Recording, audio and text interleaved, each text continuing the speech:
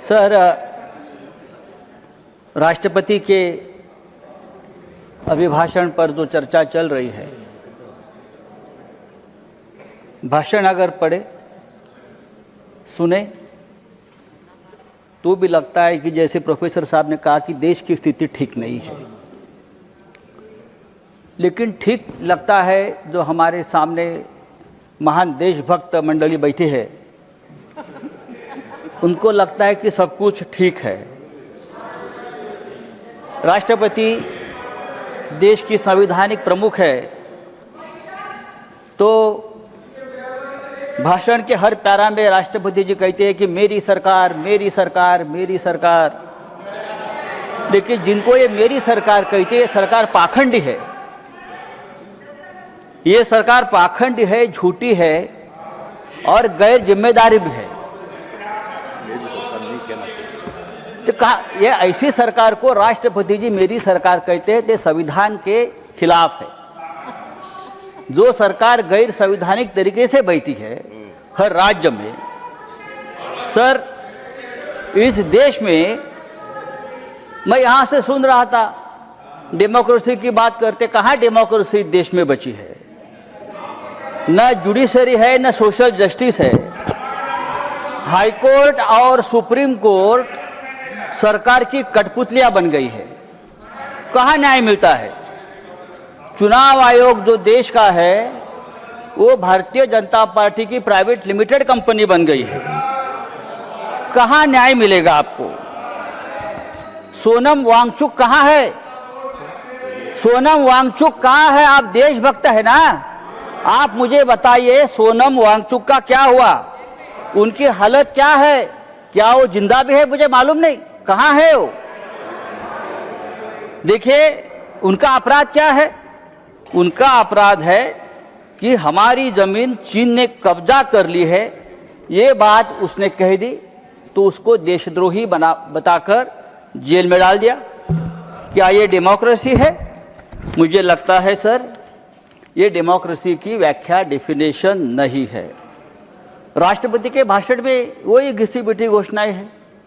नई बात क्या है आप मुझे बताइए। इतने साल से हम देखो गरीबों को सबसे ज़्यादा रोजगार देने वाली मनरेगा, आपने नाम तो बदल दिया, लेकिन रोजगार की गारंटी भी आपने कम कर दी है।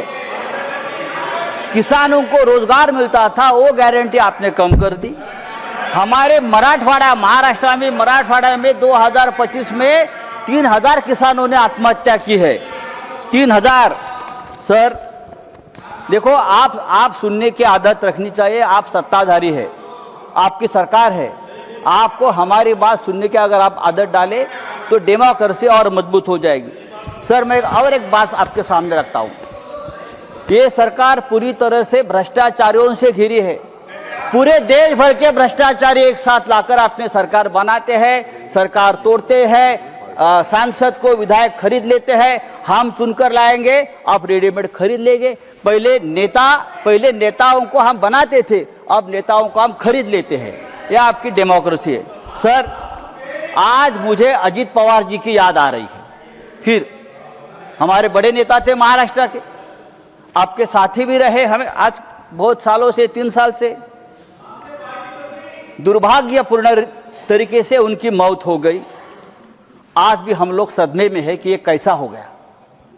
इतना एक दमदार आदमी, जिस तरह से उनकी मौत हो गई, दुर्घटना हो गई, आज भी हम लोग सदमे में। अजित टाइम में खत्म हो गया, ठहरो सर। अजित पवार के ऊपर 70,000 करोड़ के सिंचाई घोटाले का आरोप किया था आपकी सरकार ने, आपकी सरकार ने किया, लेकिन वो भारतीय जनता पार्टी के साथ आ गए और पवित्र हो गए। 15 जनवरी को अजित पवार जी ने एक बयान दिया था।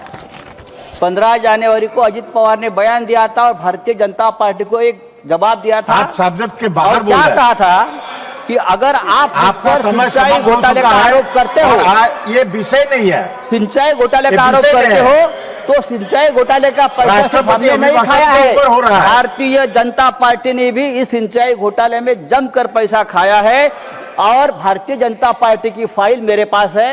ये अजित पवार का बयान 15 जनवरी को आया है।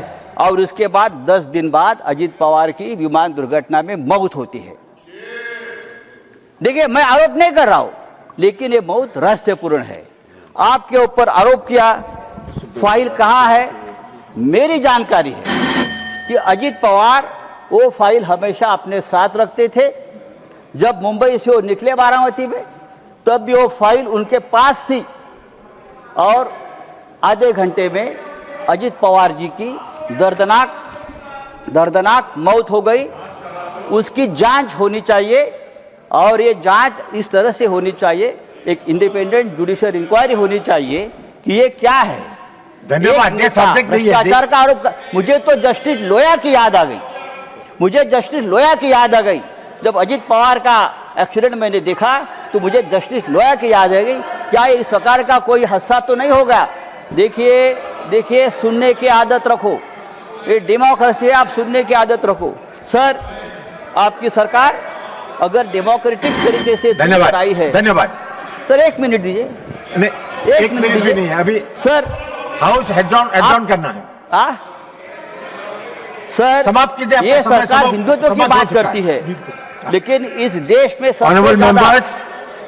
में सबसे ज्यादा तकलीफ में अगर कोई होगा तो हिंदू है। इंदौर में हिंदू गंदे पानी पीकर मरता है। लखनऊ में हिंदू कप सिर्फ पीकर मरता है और बांग्लादेश में हिंदू को मार दिया जाता है और देश के प्रधानमंत्री और देश की सरकार उसके ऊपर चुप बैठी है। सर, आदरणीय राष्ट्रपति जी ने अगर इस बात का जिक्र किया होता तो हम बहुत आपके स्वागत करता। धन्यवाद।